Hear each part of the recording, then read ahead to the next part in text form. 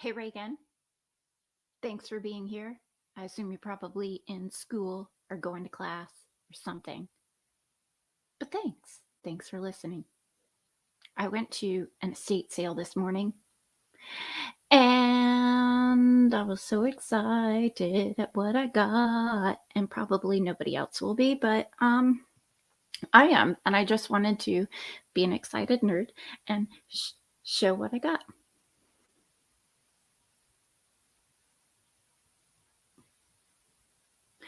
And if you have ever been to an estate sale, which I have just started the past 2 years going, the first one I went to was really strange because most of the time, you're going there because someone is deceased. I felt very intrusive and I don't know, very humbled.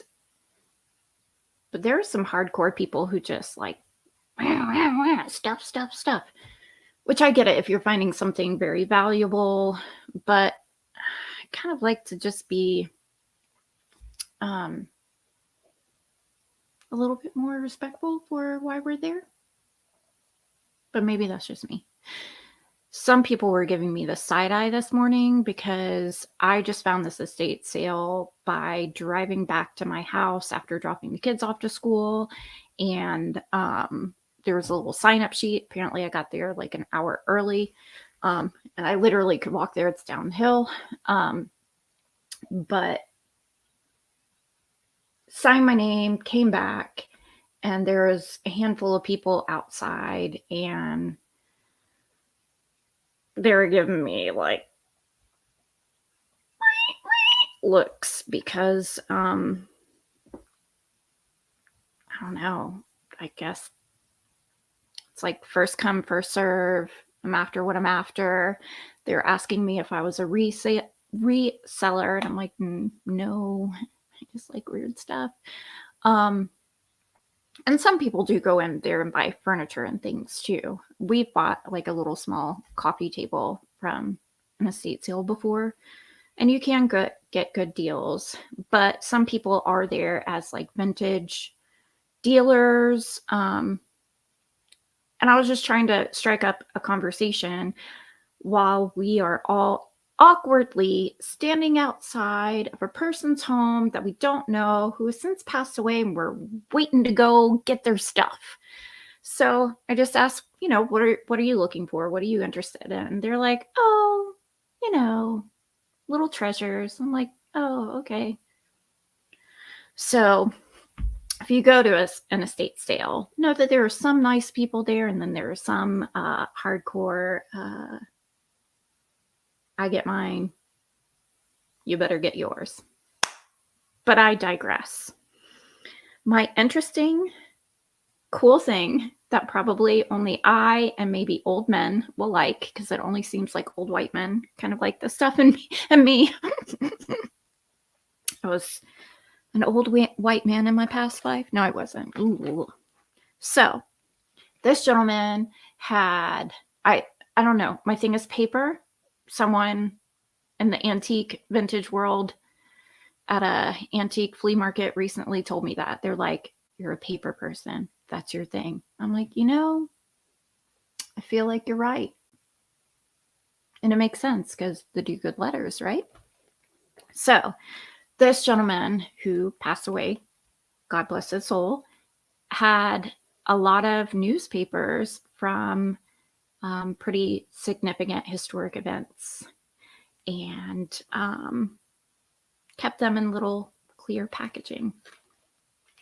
So this is the first. Okay, I'm not excited about what's on this, but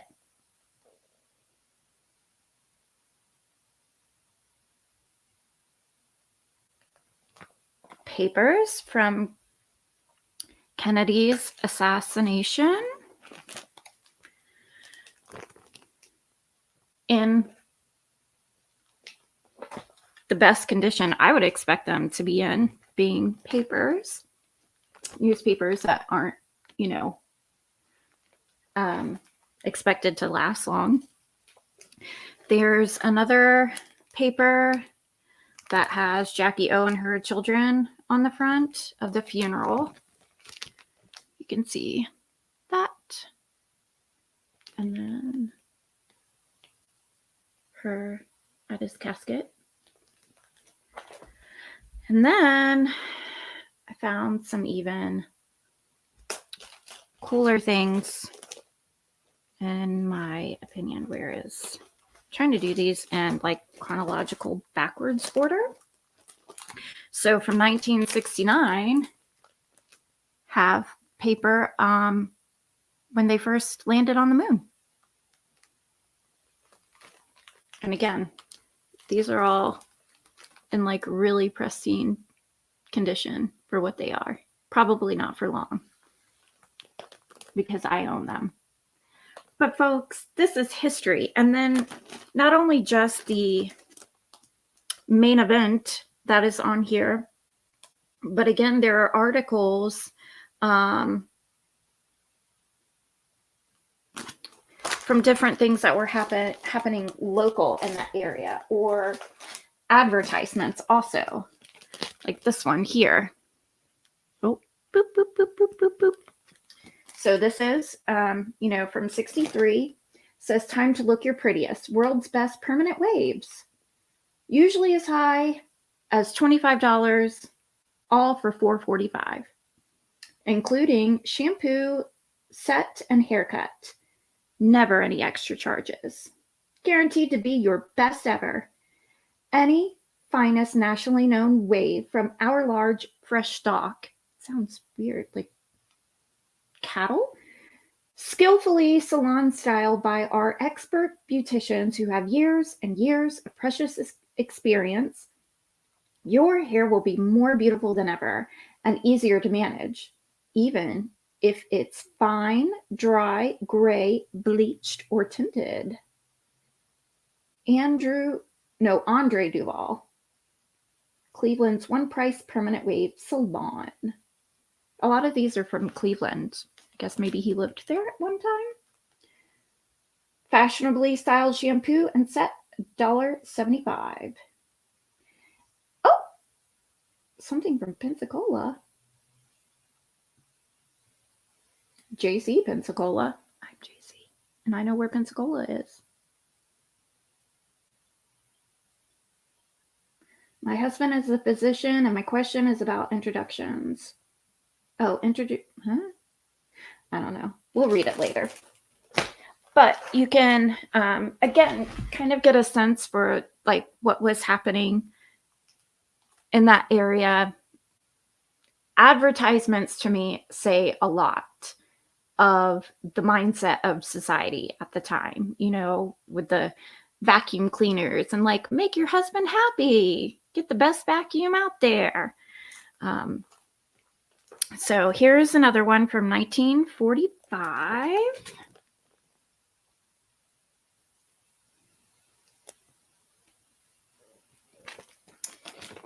It's talking about, and I'm sorry it says, with Japanese people the way that it is, but Japs offer to surrender. Tokyo is willing to quit if allies permit. Oh my goodness. Tokyo is willing to quit if allies permit Emperor to stay. Big Four debate discussion.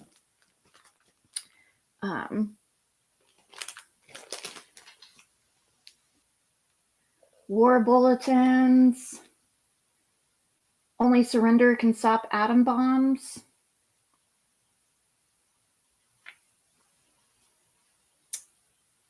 It's just a lot of interesting information. Then going back a little further, or actually, no, it's not. It's the same time. I'm on 45. Paper on Roosevelt. Passing away. And again, this guy kept these all in really pristine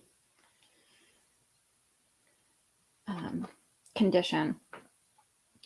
So it says, Mr. Roosevelt had been in Warm Springs, which he liked to call his second home, since March 30th. The week preceding he had spent at his home in Hyde Park, New York. He was 63 years of age and served as president longer than any other president, to the current time. Says news of Mr. Roosevelt's death came from Secretary William D. Hassett. He called in 3 Press Association reporters who had accompanied the president here and said, "It is my sad duty to inform you that the president died at 3:35 of a cerebral hemorrhage." Simultaneously, the news was telephoned to the White House in Washington and announced there too. In Washington, the cabinet was immediately convened in emergency session at the White House with Vice President Harry S. Truman, who will become the nation's new president.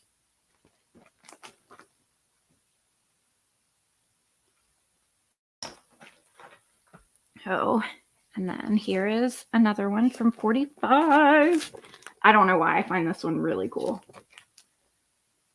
Nazis quit. I'm probably not allowed to say that on here. Ooh. Oh, I'd have to turn to page 3, but it says, here's text of the NAZI surrender broadcast. German men and women, the high command of the armed forces has today, at the order of Grand Admiral Donitz, declared the unconditional surrender of all fighting German troops. As the leader minister, and I would have to go to page 3, and I don't want to open it right now, but see, like, I mean,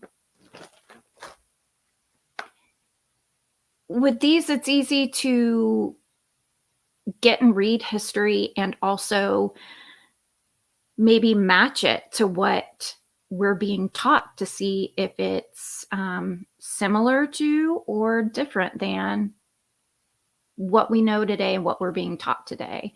I think it's very interesting to get really first-person individual accounts of history. I love speaking to people that were alive during certain times. I had as many talks as I could with my grandfather, who served in World War II.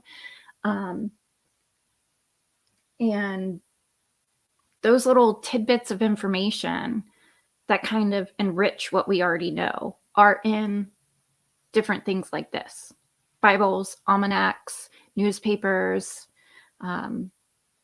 You can find what was interesting to people at the time, what was important to people at the time. There was even like a street sweeper article in one that I found funny, because I'll have to find the picture. He street sweeper with like a can, and he had made it look like people's legs were sticking out of it. He had stuffed jeans with newspaper and put feet on it, and he's like, something to the effect of, "Nothing's gonna get in my way. I'm gonna sweep up everything. If you're in the way, then you're going in. Bring out your dad," kind of experience. It was, "I'm not dead, I'm feeling quite bad." So this one, I don't know, makes me very emotional.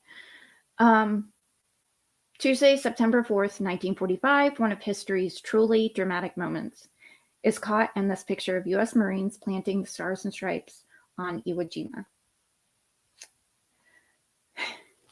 So, this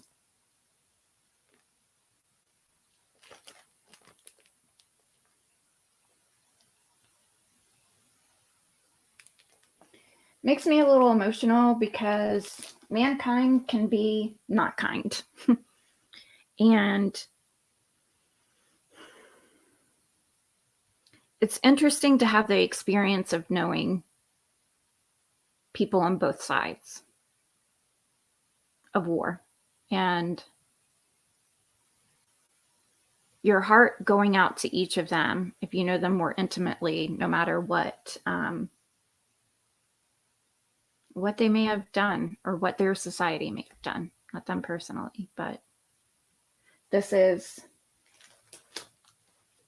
people close to me's history from a different angle.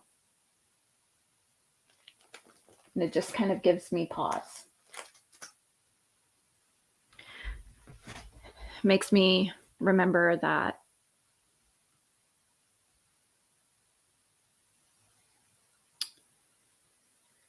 everyone can be evil and everyone can be kind.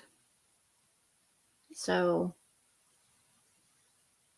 I personally think we all have that capability within us, whether or not we choose to use it or let things that have happened to us affect how we treat people or treat ourselves. I think there's a really fine line. And I think it's kind of important to remember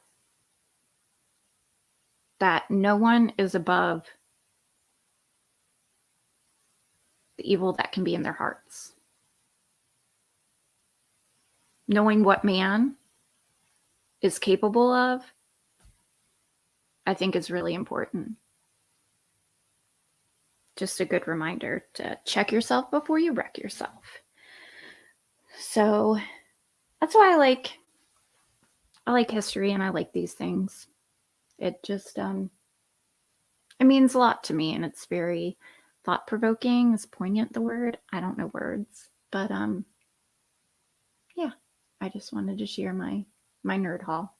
So thanks for going to nerdy places with me and hearing my nerdy thoughts. Your humble servant, JC. Bye.